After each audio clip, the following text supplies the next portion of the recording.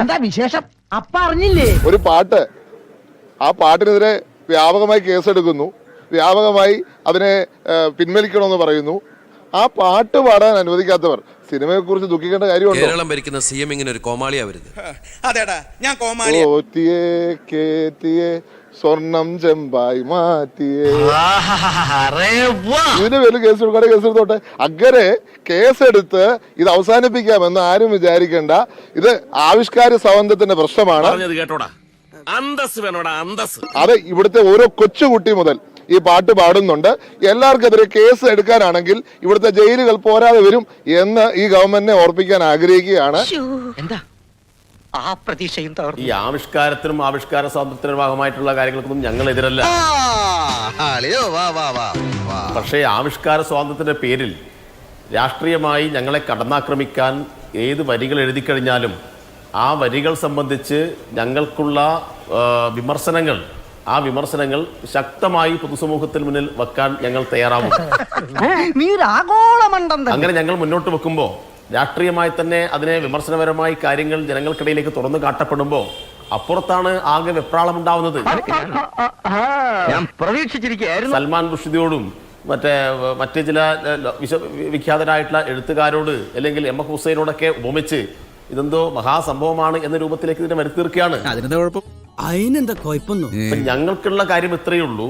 ഈ തെരഞ്ഞെടുപ്പിൽ പ്രധാനമായിട്ടും ഇടതുപക്ഷം കേരളത്തിന്റെ വികസനം സംബന്ധിച്ച്, കേരളത്തിൽ നടപ്പാക്കിയ ക്ഷേമ പ്രവർത്തനങ്ങൾ സംബന്ധിച്ച് ഇത്രയും കാലമായിട്ട് ഈ നീർക്കോലിക്ക് ഒരു ഇംപ്രൂവ്മെന്റ്സ് ഉണ്ടായില്ല. ഇടതുപക്ഷം എല്ലാ കാലത്തും സംഘപരിവാർ വിരുദ്ധ നിലപാടെടുക്കുകയും അതിന് ഉറച്ചു നിന്ന് പൊരുതുകയും ചെയ്തിട്ടുള്ള അനുഭവങ്ങൾ സംബന്ധിച്ചാണ് ജനങ്ങൾക്കിടയിൽ ശക്തമായ ക്യാമ്പയിൻ നടത്തിയത്. ഒരു വലിയ തമാശ പറഞ്ഞതല്ലേ, ആ ക്യാമ്പയിനെ പ്രതിരോധിക്കാൻ, ആ ക്യാമ്പയിനുമായി മുന്നോട്ട് പോയിക്കൊണ്ടിരിക്കുന്ന ഇടതുപക്ഷത്തെ ദുർബലപ്പെടുത്താൻ എന്താണ് വലതുപക്ഷത്തിന്റെ ഭാഗമായിട്ടുള്ള ഇവർ സ്വീകരിച്ച നടപടി?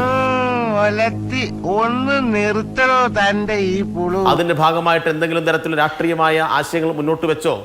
ഈ സമൂഹത്തെ ശക്തിപ്പെടുത്താൻ, മതനിരപേക്ഷയോടൊപ്പം ശക്തിപ്പെടുത്താൻ ആവശ്യമായ മുദ്രാവാക്യം മുന്നോട്ട് വെച്ചോ? ഇല്ല എന്നാണ് രാഷ്ട്രീയമായ ഞങ്ങളെ വിമർശനം. അതിനു പകരം ഇടതുപക്ഷത്തെ ദുർബലപ്പെടുത്താൻ വേണ്ടിയിട്ട് ഇടതുപക്ഷത്തിന്റെ ഭാഗമായി നിൽക്കുന്നവരെല്ലാം കള്ളന്മാരാണ്, സ്വർണ്ണക്കള്ളന്മാരാണ് എന്ന രൂപത്തിലുള്ള ഒരു ഗാനം, അതൊരു ഭക്തിഗാനത്തിന്റെ ട്യൂണിൽ ജനങ്ങൾക്കിടയിൽ പ്രചരിപ്പിക്കുന്നു. എന്നിട്ട് ശബരിമലയിൽ വലിയ കൊള്ള CPMന്റെ ആളുകൾ നടത്തി എന്ന വ്യാഖ്യാനിച്ച് ജനങ്ങൾക്കിടയിൽ ഒരു തെറ്റിദ്ധാരണ ഉണ്ടാക്കി. ഇത് ഞാൻ വിശ്വസിക്കണല്ലേ?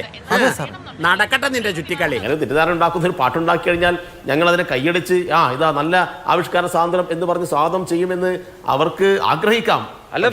തിരിച്ചൊരു പാട്ടുണ്ടാക്കിയാ പോരെ? ചിന്തിക്കൂലെന്ന് അല്ലെങ്കിൽ ഈ ബുദ്ധി ഇല്ലെങ്കിൽ പിന്നെ പറഞ്ഞിട്ടെന്താലേ? ഞങ്ങൾ പാട്ട് പാടിയിട്ടും പ്രതിരോധിക്കും, നാടകം കളിച്ചും പ്രതിരോധിക്കും, സിനിമയെടുത്തും പ്രതിരോധിക്കും, പൊതുയോഗങ്ങളിൽ പറഞ്ഞും പ്രതിരോധിക്കും, പത്രസമ്മേളനത്തിൽ പറഞ്ഞും പ്രതിരോധിക്കും. ഞങ്ങളെ കൊണ്ടാവാവുന്ന വിധത്തിലുള്ള എല്ലാ തരത്തിലുള്ള പ്രതിരോധവും ഞങ്ങൾ ഉണ്ടാക്കും.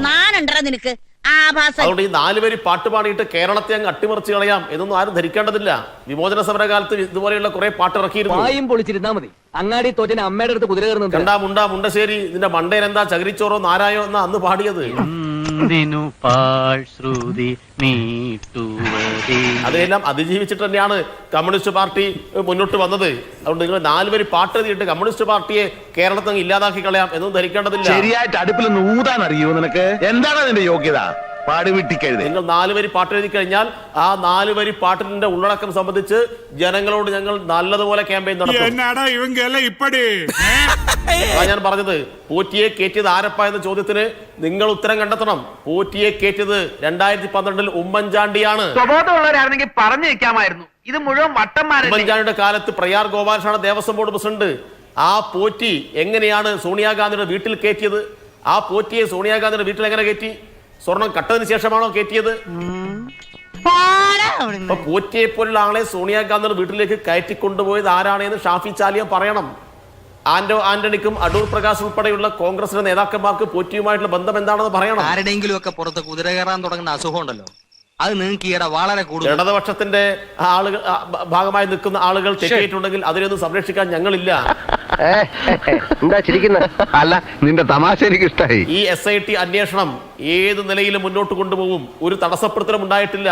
എന്നാൽ പിന്നെ എന്തെങ്കിലും തരത്തിൽ ഇടപെടൽ നടത്തിയിട്ട് ഇടതുപക്ഷത്തിന്റെ ഭാഗമായി നിൽക്കുന്ന ആരുടെയെങ്കിലും അറസ്റ്റ് തടസ്സപ്പെടുത്താൻ കഴിയുമായിരുന്നു. പറ്റിപ്പോ മായമോ ഇല്ലാത്ത നല്ല കീർത്തിയം കക്ഷികളാ. തെറ്റ് ചെയ്തവർ ആരായി കഴിഞ്ഞാലും ജയിലിൽ കിടക്കട്ടെ നിലപാടാണ് കമ്മ്യൂണിസ്റ്റ് പാർട്ടി സ്വീകരിച്ചത്. ശ്രീ അഭിലാഷ്, കേരളത്തിന്റെ ബഹുമാനപ്പെട്ട DGP 2025 ബഹുമാനപ്പെട്ട സുപ്രീം കോടതിയുടെ ഇമ്രാൻ പ്രതാപ്ഗഡി കേസിലെ വിധി വന്നിട്ടുണ്ട്. ജസ്റ്റിസ് അഭയ് യോഗ് അധ്യക്ഷനായിരുന്ന ജസ്റ്റിസ് ഉജ്വൽ ഭൂയാൻ സഹജഡ്ജിയായിരിക്കുന്ന ബെഞ്ചിന്റെ വിധി. സമാനമായ വിഷയം, ഒരു പാട്ട് ഇതുപോലൊരു വീഡിയോയുടെ ഭാഗമായിട്ട് ഒരു ഗാനം വരുന്നു, FIR ഇടുന്നു, സെയിം മതവികാരം വ്രണപ്പെടുത്തി എന്ന ആരോപണം 299 BN. അതിനെതിരെ ഹൈക്കോടതിയെ സമീപിക്കുന്നു. ഹൈക്കോടതി 2 കൈയും വലത്തുന്നു, ഞങ്ങൾക്ക് ഇടപെടാൻ കഴിയില്ല. അതിനെതിരെ സുപ്രീം കോടതിയിൽ വരുന്നു. സുപ്രീം കോടതി ഈ FIR ചവറ്റുകൊട്ടയിൽ എടുത്തിട്ടിട്ട് സുപ്രീം കോടതി പറയുകയുണ്ടായി, മതവികാരം വ്രണപ്പെടുത്തുക എന്ന് പറഞ്ഞു കഴിഞ്ഞാൽ ആക്ഷേപഹാസ്യത്തിനെയോ കാവ്യാത്മകമായ രചനയെയോ ഒന്നും തന്നെ പിടിച്ചു നിർത്താനോ പരിമിതപ്പെടുത്തുവാനോ ഉള്ള ഒരു മാർഗമല്ല. അങ്ങനെ പറയരുത്, പിന്നെങ്ങനെ പറയണം? മതവികാരം വ്രണപ്പെടുത്തുക എന്ന് പറഞ്ഞു കഴിഞ്ഞാൽ 299 BNS പറയുന്നത് പോലെ വളരെ ബോധപൂർവം ദുരുദ്ദേശത്തോടുകൂടി മതത്തെയോ മതവിശ്വാസത്തെയോ അപഹസിക്കുന്ന രീതിയിൽ പറയുകയോ എഴുതുകയോ ചെയ്യുകയാണെങ്കിൽ മാത്രം ഭക്തരായിക്കൊള്ളട്ടെ, ഭക്തി കുറച്ച് കുറഞ്ഞവരായിക്കൊള്ളട്ടെ, അയ്യപ്പസ്വാമിയെ അഡ്രസ്സ് ചെയ്തുകൊണ്ട് ശബരിമലയിൽ നടന്ന സ്വർണ്ണക്കൊള്ളയെക്കുറിച്ച് അവരൊരു ഗാനം ഇറക്കി കഴിഞ്ഞു കഴിഞ്ഞാൽ എങ്ങനെയാ അതിന്റെ പേരിൽ കേസ് രജിസ്റ്റർ ചെയ്യാൻ കഴിയുക? പാർട്ടി വിരുദ്ധനെ പോലെ സംസാരിക്കുന്നു. അല്ലെങ്കിലും സത്യം പറയുന്നവരെ പാർട്ടി വിരുദ്ധരാക്കുന്നതാണല്ലോ സഖാവേ നമ്മുടെ സ്ഥിര ഏർപ്പാട്. അയ്യപ്പസ്വാമിയെ ഇകഴ്ത്തി പറഞ്ഞോ? അയ്യപ്പസ്വാമിയുടെ ബ്രഹ്മചര്യത്തിനെ കുറിച്ച് പറഞ്ഞോ? അതോ ശബരിമലയുടെ ആചാര സമ്പ്രദായങ്ങളെ കുറിച്ച് വില കുറച്ച് പറഞ്ഞോ? ഒന്നുമില്ലല്ലോ. അയ്യപ്പ എന്നോ ശാസ്താവെന്നോ വിളിക്കുകയാണ്. അത് ഏതൊരു വിശ്വാസിയാണെങ്കിലും ബഹുമാനപ്പെട്ട കേരള ഹൈക്കോടതി വരെയും നടുങ്ങിപ്പോയില്ലേ? ഈ തരത്തിലുള്ള സ്വർണ്ണക്കൊള്ളയാണ് നടന്നത്. രാഷ്ട്രീയ നേതാക്കന്മാരുൾപ്പെടെ അന്നത്തെ ദേവസ്വത്തിന്റെ ചുമതലയിൽ ഉണ്ടായിരുന്ന ആൾക്കാരൊക്കെ ഇപ്പൊ ജയിലിൽ കിടക്കുകയാണ്. നാണക്കേടായിപ്പോയി. നിങ്ങൾക്ക് മാത്രമല്ല എനിക്ക് നാണക്കേടാ. ഈ ഒരു അവസരത്തിൽ സാധാരണ ബുദ്ധിയുള്ള ആർക്കും മനസ്സിലാവുന്ന കാര്യമാണ്, ഇതിനകത്തൊന്നും തന്നെ കേസ് രജിസ്റ്റർ ചെയ്യാനായിട്ടുള്ളതില്ല. ഞാൻ അവനെ വിളിച്ചൊന്ന് ഉപദേശിക്കാം, അല്ലാതെ കേസാക്കാനുള്ള വകുപ്പൊന്നും. ബഹുമാനപ്പെട്ട കേരളത്തിന്റെ DGP ഇമ്രാൻ പ്രതാപ്ഗഡി കേസിലെ ബഹുമാനപ്പെട്ട സുപ്രീം കോടതിയുടെ വിധി ഒന്ന് വായിച്ചിട്ട് FIR രജിസ്റ്റർ ചെയ്യാൻ കഴിയുമെങ്കിൽ ഒന്ന് ചെയ്തു നോക്കുക. എന്ത് ചെയ്യുന്നതിന് മുമ്പും ഒന്ന് ആലോചിക്കണം. വെറുതെ എടുത്തു ചാടരുത്. എന്താ ഇപ്പൊ എടുത്തു ചാടിയാല് കുണ്ടി കുത്തി വീഴും. എനിക്ക് ഇതിനകത്ത് അഫക്ട് ചെയ്യപ്പെടാൻ പോകുന്ന ആൾക്കാരോട് പറയാനുള്ള ഒരേ ഒരു കാര്യമുള്ളൂ, ബഹുമാനപ്പെട്ട ഹൈക്കോടതി ഇടപെട്ടിട്ടില്ലെങ്കിൽ പോലും സെറ്റിൽഡ് ലോ അനുസരിച്ച് സുപ്രീം കോടതി FIR തന്നെ അസച്ച് ചവറ്റുകൊട്ടയിൽ എടുത്തിടും. കാരണം ജഡ്ജ്മെന്റുകൾ വായിച്ചു കഴിഞ്ഞാൽ അത് എല്ലാവർക്കും, ശ്രീ അഭിലാഷിനും മനസ്സിലാവും, എനിക്കും മനസ്സിലാവും. ലളിതമായിട്ടുള്ള ഭാഷയിലുള്ള വിധികളാണ് സുപ്രീം കോടതി എഴുതുന്നത്. ഈ പാനലിലുള്ള ആർക്കും മനസ്സിലാവും. ഇത്തരത്തിലുള്ള കാവ്യരചനകൾക്കോ ആക്ഷേപഹാസ്യങ്ങൾക്കോ ഒന്നും തന്നെ പരിമിതി ഇടുന്നതല്ല ഭരണഘടനയുടെ 19(1)A വകുപ്പ് പ്രകാരമുള്ള നമ്മുടെ അഭിപ്രായ ആവിഷ്കാര സ്വാതന്ത്ര്യം. എല്ലാം ഇയാൾക്കറിയാം, ശരിയല്ലടോ?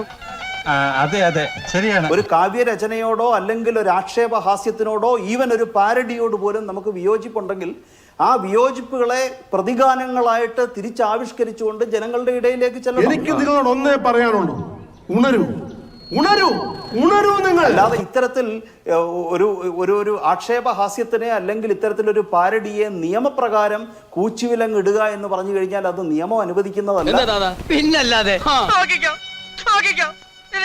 ഒരു 6 ഇഞ്ച് നീങ്ങി ഒരു ചുവന്ന സ്വിച്ച് കാണുന്നുണ്ടോ? കാണുന്നുണ്ട്. ഈ സ്വിച്ചിന്റെ കാര്യമാണ്. അമർത്തിയോ?